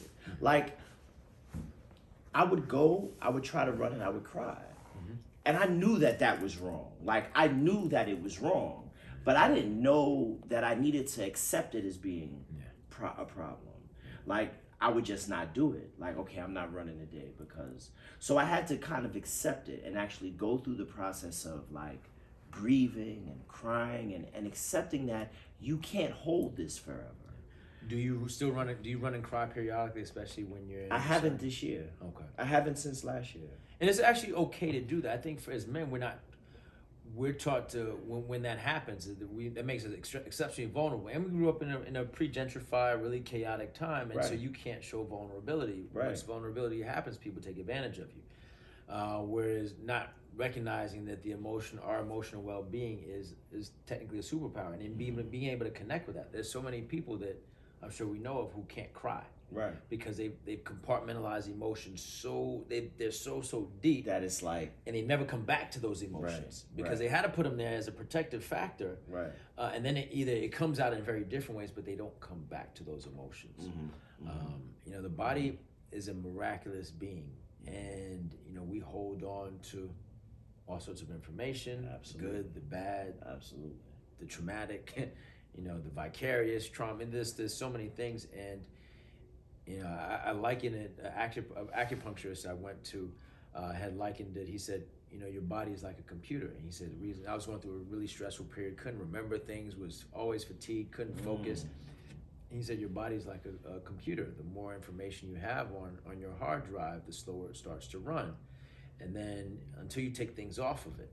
And if you keep overloading it, never take things off of it, your system overloads and crashes. And so we've got to figure out ways to remove these things off of your internal hard drive so that your body, which is this computer, becomes a lot more effective and efficient. And so having these spaces, being able to have that cathartic, that level of release, I think has been important.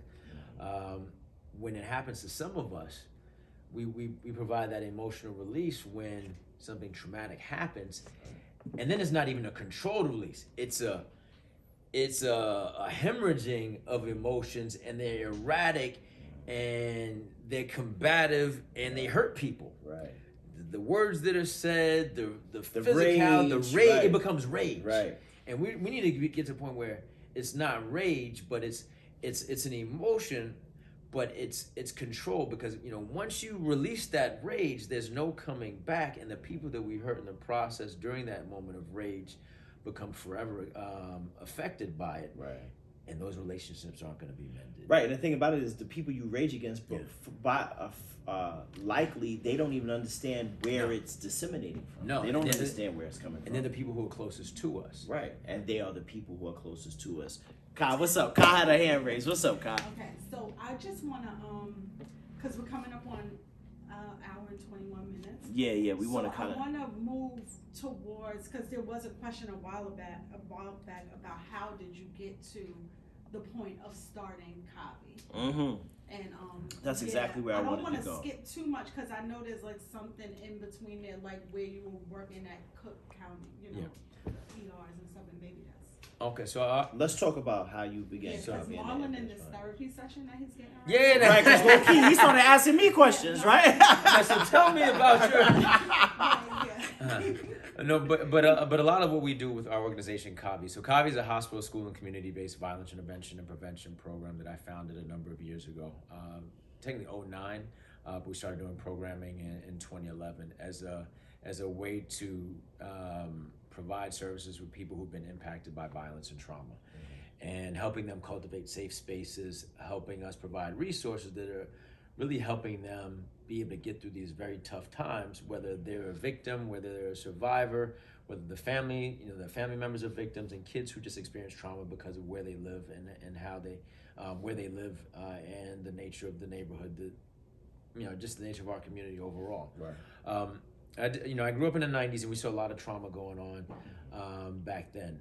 Atlanta, I moved to Atlanta, the same thing is happening because many of the HBCUs, other than the rural ones, are In the hood. They're all in the hood, Right. very close to public housing, and so you see violence in and around, but you're somewhat protected, but not protected because you're in this bubble. And then when I became a healthcare provider at medical school in Buffalo, the same thing is happening, but because you're now a healthcare provider, you are. Just the nature of the work we do, you start to have very intimate conversations with people about their life. And when you're the person of color, people start talking to you about things that they would never talk to anybody else, because there's this kinship to you, and because you've given certain trigger words, or at least you're being mindful of the engagement and how you're having the conversations, and so stuff starts to come about. So there's always this like, oh shit, That was a loaded question I provided, but it's causing all these other things to come up. And I realized I can't get to the point where I can treat this unless we address this other issue. So when I left Buffalo and went to Chicago, I did my residency training in emergency medicine in Cook County Hospital over on the west side of Chicago, which is where my dad is from. And we saw a lot of violence taking place, just like what was going on here in the 80s and 90s and 2000s. The same thing is happening in Chicago, but it's always different when it's different when you're living in a place where it's happening, and it's a completely different experience when it's happening and you're the person who's treating them. And it's even more different when the people who are coming in with these injuries are the same age as you, and the things that are injuring them, the things that they're dying from is the same as the number one cause of death for the people in your whole age bracket. So homicide is the number one cause of death for black men ages 15 to 34. 15, 34, 15, 35. And I was a resident physician, so I'm 26, 27, 28, 29 years old, 30 years old in this space where people were coming in with things that should kill me. And I live on the south side of Chicago. Some of this stuff is happening on the south side of Chicago. If I'm in the wrong, stuff is coming from the west side too.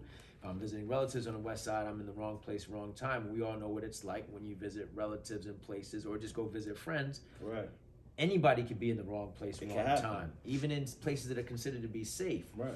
And I always wondered, I was like, what happens if I'm coming in? What happens if one of my relatives are coming in? And I, after a series of experiences going on in residency, particularly towards the end of my training, this is around 05, 06, I said, how do we create spaces and how do we create programs to make sure that people don't become patients? And I started coming across the work of a guy named Dr. John Rich and Dr. Art Kellerman, and they were talking about violence and trauma as public health issues. So if you have this public health issue, that means you start understanding all the risk factors that are associated with that disease or that injury. And if you intervene and try to change the scope of those risk factors, you may be able to improve the outcomes that are associated with that particular injury or disease. And they were talking about violence and trauma as these illnesses in a sense. So I'm like, wow, that's an interesting concept. And so I began looking at other programs. I'd already been doing a bunch of community program work, mentoring, volunteering, Pop's the activist, so I was tutoring, all this kind of stuff I had done, and there was a familiarity. But it's like, well, how do we tailor this stuff for people who have been injured due to violence? And started finding out about other programs that were in existence. And they weren't very many. Now there are a lot more, but there were only a handful around the country. It's like, okay, that was my goal was to become. I was like, how do I create something like that when I go back to Brooklyn? I had no interest in doing violence prevention. That was never the goal. When I was in medical school and in residency, I wanted to work overseas. I spent a lot of time. In med school, I worked in Kenya. I spent time at Kenyatta National Hospital and out in combat territory. I think it's so funny how you followed your parents' footsteps. I followed my parents' footsteps. Yeah, that's funny. That's hilarious. I wanted to go to. I was like, I'm not going to West Africa. I was like, I'm going to go east. I got to go far. And my mother went to University of Nairobi in the 1960s, so I was like, I'm going to go far because it's. I don't want to say it was more exotic, but I had friends who'd also spent some time in Kenya because they were from there when I was in med school, and so I was like, okay, that might be a place to go. And so spent time in Kenya. Then in residency, I spent time in Peru, working in Lima and in Cusco, studying emergency medicine systems. So my goal was to help develop emergency systems in underdeveloped or resource limited spaces. And then when all the stuff's happening with the violence and stuff like that, I was like, I can't not address something that's impacting people who directly look like me, who are coming from my community. And so I moved back to Brooklyn, and the same stuff that was happening in Chicago is the same stuff that's going on. But now you're home, and because I'm home, I know the patients. In Chicago, I would happen to know some of the patients because my family is in Chicago. My father grew up on the west side of Chicago. It wasn't uncommon for me to take care of a relative or people to be like, oh, you so-and-so's son. This is Chicago. This is a place with a few million people. It's much bigger than Buffalo. But you realize, the name Robert Gore, and my father goes by Bob Gore. I was like, Gore's not a super common last name. But also, Chicago's a very segregated city. It's super segregated. Yeah, it's the South. Yeah, but it's up north. Up north, right. Yep. And so things are connected in very different ways. And so come back to Brooklyn, and we started laying down the framework of what eventually became CAVI. There were a lot of, looking at it and learning how to speak about it to different groups and not intellectualizing the issue with violence and trauma, which is what I was doing early on, because I'm a professor. I'm an assistant professor of emergency medicine, and I teach it downstate, and we have resident physicians. So, we're teaching residents and medical students who are coming from these academic spaces. So you're used to talking to them, but my issue is, how do we bring this stuff to the community? And I started the conversation, started writing proposals about violence prevention programs, but we didn't get a lot of support. And so I started going back to my roots with global health. I spent a significant time in Haiti, and we were there before the earthquake, there, right immediately after the earthquake, like a few weeks after, and I've been there for about 14, 15 times, and we were helping train drivers and laborers in first aid and emergency response, in addition to doing patient care and creating teach the teachers or train the trainers courses to help lay down the pre-hospital system or EMS system in the northeastern part of the country, so that people can respond to the emergencies that they have in their respective communities without requiring so much on foreign aid. So that was what I was doing. And then after going back, being back and forth in Haiti, I'm like, and getting turned down from doing the violence prevention stuff, or at least for money to create a program, I'm like, I know how to do this stuff. I know how to build programs. We've been doing this in Haiti remotely and on the ground with community people, with very, very limited resources and budget, and learning how to really engage a community in a way that was beneficial for both us who were outsiders and the community, and learning from them. It's like, I know how to do this. I had a very tough conversation with my father when I came back from Haiti on one of the trips. He got me involved in the Haiti projects that we were doing, but I got rejected from a grant. And this is spring of 2011. And I'm like, yeah, we got another grant. And like, I'm pissed. I'm on the phone. He's like, just come by. I'm like, all right. So I drove to his apartment, and I'm like fuming or whatever. And I guess he's like, I don't feel like arguing, not arguing, but talking about this over the phone. We need to have a face-to-face talk. So I start talking about getting rejected from this grant, and he's reading his newspaper, and he's like this, and he said, why the hell should they give you any money? You ain't done nothing. And I was like, wow. And he said, Pops is not playing with he's just like this. He never goes eyes off the paper. He's like this. He's flipping through stuff. He's sitting at his desk in his office, and then he's like, all you've been doing is talking about the problem. And I was like, oh man. I was like, all I was presenting to was academic people in public health. I talked to some community people, like some folks in nursing and things like that, but I wasn't doing any programming with the people. Right. And everything, I'd done other community programs. I'd done pipeline programs for medical students, and I'd done this stuff with no money and a very limited money. And it was like, oh shoot. This guy, there's a different way. And then he gave me some business magazines. He gave me like Incorporated magazine. He gave me Fast Company. He's like, take a look at this. And they were talking about startup companies. And then he asked me if I knew about sweat equity. And I'm like, I was like, nah, I don't really know anything about sweat equity. I heard about it. And he said, well, if somebody's gonna give you some money and they're gonna support you, they need to make sure you have some staying power, that you're not gonna run off when things get tough. And so you have to realize they're looking at you as an investment, and an investment that's going to enhance the legacy of who's ever giving that donation or those resources. They need to make sure that their investment is proper, that their legacy is not going to be tarnished, and then people don't invest in theoretical programs. And so I wound up launching CAVI with friends and associates using a volunteer-based model. This eventually grown over a period of time. We now have over, we were doing the work with just volunteers in the school. And then we wound up doing it in the hospital. We tried to do the work in the hospital first, but there was so many levels of politics. And we're talking about 5 or 6 years of trying to get violence prevention programs in the hospital started. But administrations change, come and go. Mayor's office administration change, comes and goes. Hospital administration comes and goes and changes. And everybody winds up pointing their fingers and running, and you wind up running around. And it's like, we gotta bring this stuff to the people. So we said, we're gonna start in the school first. They already have a pre-existing infrastructure, and because they have a pre-existing infrastructure, it becomes less of a challenge to recruit kids to go to do this program that we're developing. And that already had a curriculum. It wasn't the greatest curriculum, but it was a template that we could grow from. then once, even though our original goal was to create hospital intervention for people were victims and survivors of intentional violence, once you start something, it's easier to recruit other people. So I started recruiting volunteers for the hospital program and using grad students who were doing their fieldwork assignment with us to build CAVI. And eventually, now we have 40 plus paid employees and staff members who are doing this work and able to make a living wage and take care of their families working with us.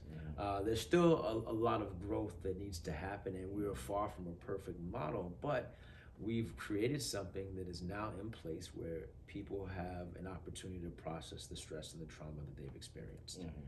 And that's the beauty of what we do. I get to be a spokesperson about the work that's being done. Yeah, you're right. You've kind of graduated. Shout to your executive director team. Too. Shout That's out my to peoples. Yo, they're your peoples. Yeah. One of our offices right down. It's right in my building, right? From you guys. So shout out to Ramik and Anthony Boucherest, Absolutely. who are co-executive directors, and our entire team. And even though we have 40 staff members who are paid to do the work in the hospital, in the community, some are part-time, some are full-time, we have other volunteers and we have other students. It's kind of like I got an opportunity to volunteer and do other work. I think it's important for students who are medical students and public health students to really get their hands dirty and do field work stuff, because it gives you an opportunity for you to recognize this is how it is. I know on paper, people, they try to make it seem, this is what you do first when you start something. In person, when you have to perform, whether you got resources or not, you've got to make things happen. And so I think it's very important for medical students and residents that we've been working with that are a part of our team, formally, informally, to start seeing how you build things, how do you build ideas from the ground up that have a capacity to grow and really challenge healthcare norms. Our ER is completely filled up beyond capacity, and I got to give a shout out to the staff and team and the administration in Kings County. But we are overwhelmed because we are the safety net. And when you have rising levels of urban poverty and people who don't always have access to the same sets of resources or very limited spaces that they can go to, things that were normally taken care of in a quick fashion with a primary care physician when you have access to, we don't see that. We see the acute exacerbations of chronic medical problems coming into the hospital because people don't have a place to go because everything is overwhelmed. And so the docs, the nurses, the ancillary staff, the mid-level providers who work at that hospital do a tremendous job with many constraints, and so we're trying to decrease people coming to the emergency department. So the preventative health becomes important, making sure that we create systems that allow people to process the stresses that they deal with, which is internal and external, mental health as well as physical health, prevents you from becoming a patient, which is part of the mission that I've taken on. Really understanding how trauma and stress really impact our overall health and well-being, and how do we develop greater spaces to allow other people to do the same thing. Right. I remember being a teenager in Kings County and somebody had got shot in the hand, and the nurses gave him a bucket of iodine to put his hand in until he could be seen. I've seen stuff like what that. What has changed in terms of Kings County now that, how long have you been there? 12? Almost 18 years. 18? Yeah. Jeez. Yeah, it's been a long time. What have you seen in terms of the changing of that hospital? And that hospital is the hospital with regards to... It is the hospital. If you were injured, if you have emergency, we have an incredibly brilliant staff. Now, I know public perception is often different, but I work alongside some of these folk, many of these people, and I know what they're capable of. And so I'm very proud of the work that they do, but we are dealing with an imperfect system. Anytime the emergency department becomes a space for people to go for their general care and well-being, it's already too late. That's right. The reason why we're filled up is because you don't have enough preventative stuff that's existing within our community, and people don't always have the means or the ability to really think through the solutions that are essential for their health, overall health. When you're chronically stressed, from as childhood, having adverse childhood experiences and everything, you develop medical problems in a very different way than the people who don't have those same levels of stressors. When you're chronically stressed as a kid, have what we know as adverse childhood experiences, where the things that impact our overall health and well-being under the age of 18, everything from child abuse, substance abuse in the household, somebody living with you who's been incarcerated, sexual abuse, physical abuse, all these different types of trauma that occur. It affects how you process information. It affects how you process stress. So it sets these people up for autoimmune problems, endocrine problems, early heart disease, and early death, and more likely to have issues related to intentional violence or trauma and being incarcerated. So there are a lot of these things that happen as a result of chronic stress that's not regulated. We see all of that at the county at an alarming rate. I've seen violence, I don't want to say it's increased because we grew up in the 80s and 90s. Violence, community violence was a lot higher in the 80s and 90s. The difference from then versus now is that it's publicized. The different modalities for communication and disseminating information about something that took place, whereas when we were growing up, there's no social media. Right. The social media was a lady, people yelling out the window or talking at the bodega gossip, or gossip, or if it was a major case that took place in a given neighborhood and somewhat high profile, it might make the news. But all the shootings that were tied to the drug wars that took place, the crack wars that were taking place, that stuff didn't get publicized. They were like, oh, there was a shooting. Nobody talked about who the person was, where they were, unless you might have had an affluent person who was injured. It didn't make the news. So we're seeing a lot of that stuff now, but we're also seeing how violence is manifesting in very different ways. Before, you step on somebody's shoe, you had beef with somebody from school because you had an interaction or you heard something through a grapevine. Now you're seeing all this stuff happen in social media. I got to give a shout out to brother Dr. Desmond Patton, who has been doing a lot of work about violence in social media, and he and I have worked together in the past. I think Desmond is now at University of Pennsylvania. But looking at, you're seeing these, certain what certain emojis mean as signals to kind of, instigate some sort of trauma. There are beefs that take place on Twitter, all the time. On Instagram, all the time. on Snapchat, Snapchat, right. And there are other platforms that exist now, and so there's so many different things and way people can be triggered, and because people are looking at a lot of this stuff in real time and not really sitting with it, they become very reactionary. If somebody doesn't text you back, and I'm infamous for not texting people right back or emailing people right back, but it's like if I have something else that's a priority, that's an emergency, I can't get back to you right away. But it also kind of gives you time to think about what I'm going to say, how I'm going to respond, and kind of be intentional with the words.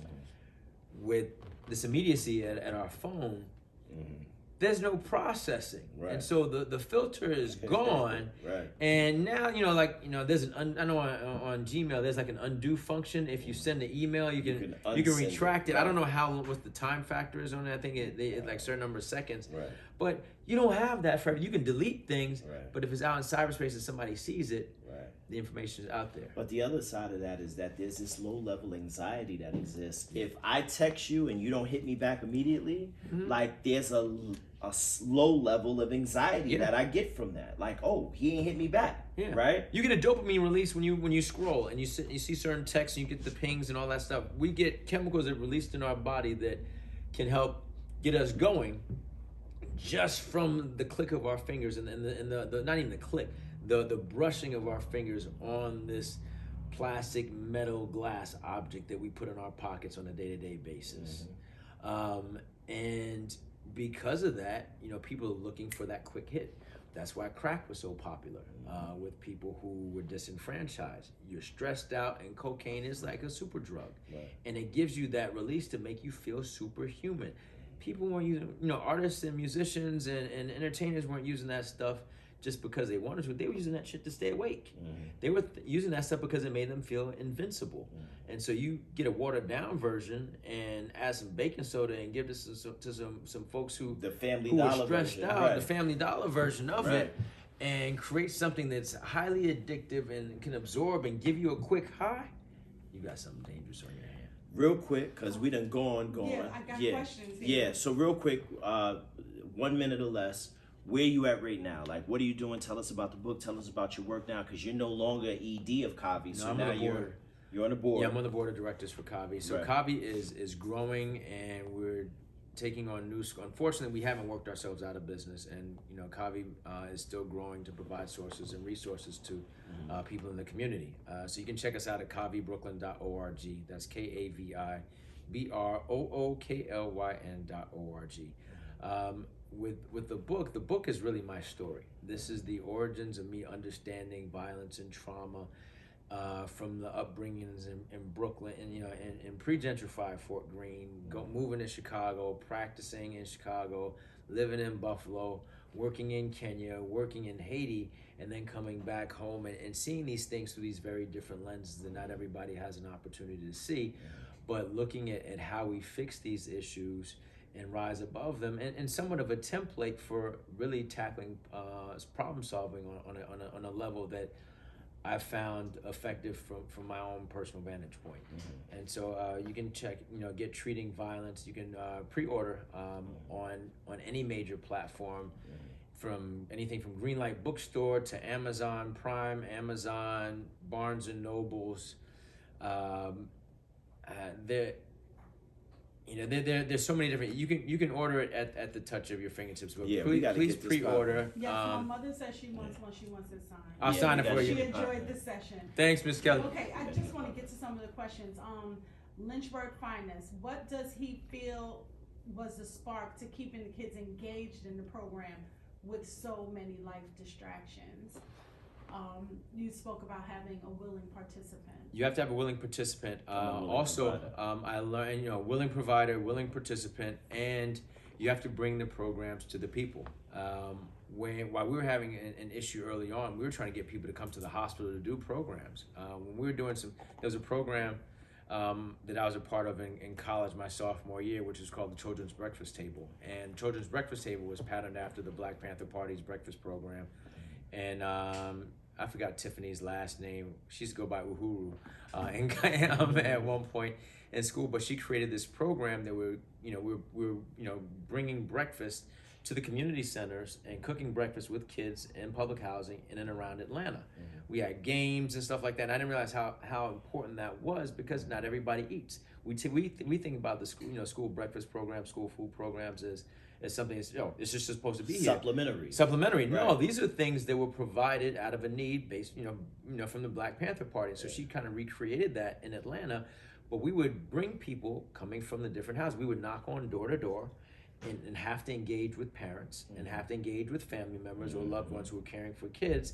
And we would invite them to participate in activities and games, and almost like a kind of we got kids, how crucial it is for you to have a break from your child. Absolutely. You love them, but you need a break. And so parents would get a break. The kids would do activities, games, arts and crafts. But we had to go door to door. We had to bring the program to them, and I never forgot that. And so when we brought the program, we brought it to the school across the street from Kings County, Wingate High School's campus. We started at the High School for Public Service and then moved into a number of high schools on that campus back then. We brought it to them instead of making sure it's like, oh, come to us, we have this program. It's like, no, people, if you're stressed, you're not going to go to a place that's completely unfamiliar. Right, you got to meet them where they are. You got to meet them where they are. And so any program, there's also has to be a needs assessment where you're engaging people and finding out, what do you need? And taking it up another level, what do you need in order for you to get by day to day? What do you need for survival? And so we would always bring food. From Children's Breakfast Table, I learned about bringing food. Right. Our food that we provide is better than the free. And Right. for people who are tuning in from outside of New York, free is free lunch. Right. And if it's not Pizza Boat Day, if it's not Fried Chicken Fridays or whatever it is, people don't really want to eat the free. It really is. Unless you. Yeah, this is the whole thing about the molds in them. Yeah, you don't want. Yeah, this stuff is Right.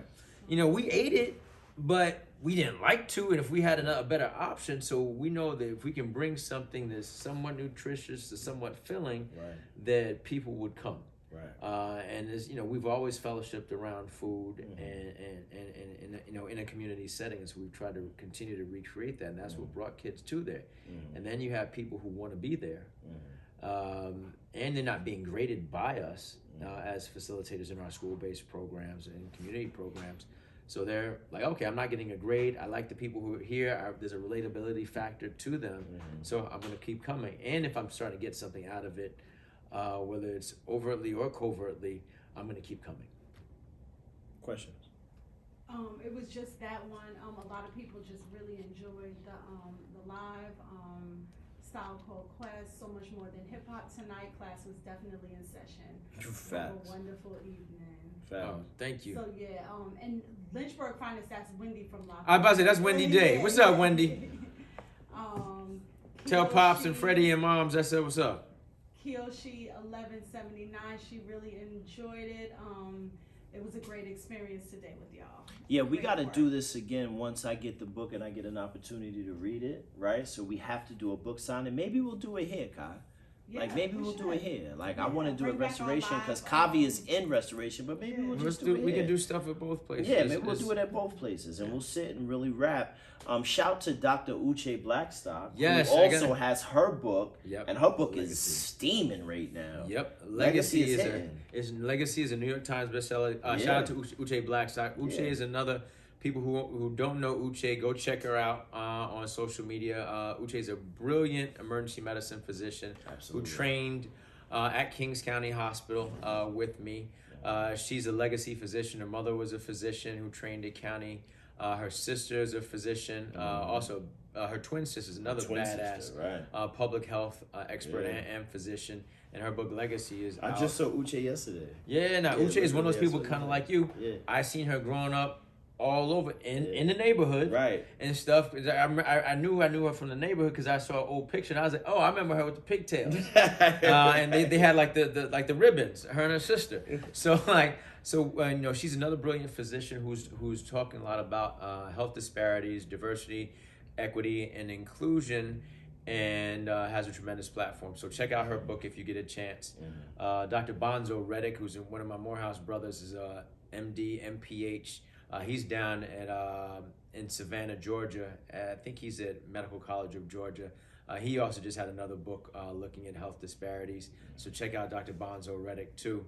And I think that's all I'm thinking of right now. Yeah, I think it's important, and the reason why I brought up Uche is because it's important to read you guys' work, because a lot of the things that you guys deal with are on levels that like people like me don't necessarily deal with on a day-to-day, but your ability to translate that work into a space where we can understand and be supportive of it is what is important. And I'm looking forward to reading this because I think that you've done that in this body of work, in the same way that Uche's done it in Legacy, right?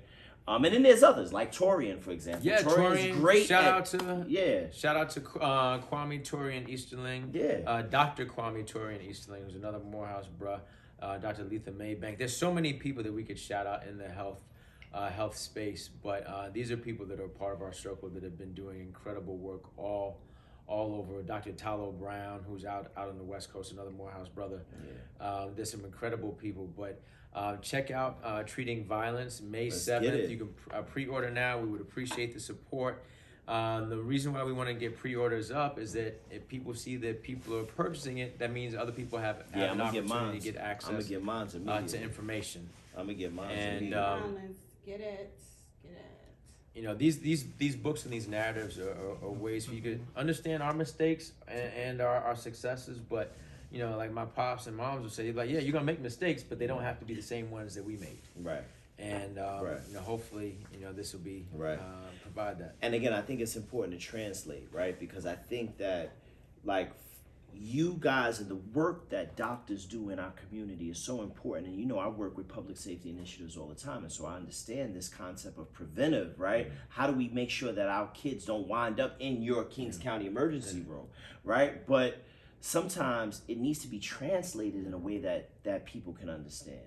And I'm blessed because I get to talk to you on a daily basis. I get to talk to Tori and I get to talk to Uche, but not everybody has that access. And so they need to read a book like Treating Violence so they can understand and have it translated to them so that they can be supportive. And I think that when the community becomes more supportive, then your work becomes easier. Yes. Right? Yep. The goal is, you know, any time when you're as a physician, my old boss and mentor, Dr. Chris Doty, he said the goal of you as a doc is to become obsolete. As a residency director who's training other physicians, you want to become obsolete. You can have a synergistic or even you can bounce ideas off of each other, but we need to make sure that you're self-sufficient. So as an educator, as a healthcare provider, I want to make sure that our patients don't need to come to us. I want to work myself out of a job. Out of a job. I know right. it's not the healthcare model, and it doesn't it's not making the money, but I don't want to have to do the same thing. I tell people all the time, I say, I want you to come back and say hi. If you want to drop off some food that we can eat, that's within my dietary restrictions, then cool. But I don't want you coming back in because you still have the same thing that we treated the last time, and now it's worse, and now it's life threatening. Right.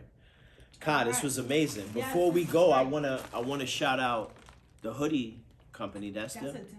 Oh, that's a different Next company. week. Okay, so that's next week. Well, next who's week. this week? Who's That's, this? that's cross colors. This is Cross Colors? Yeah. Wow.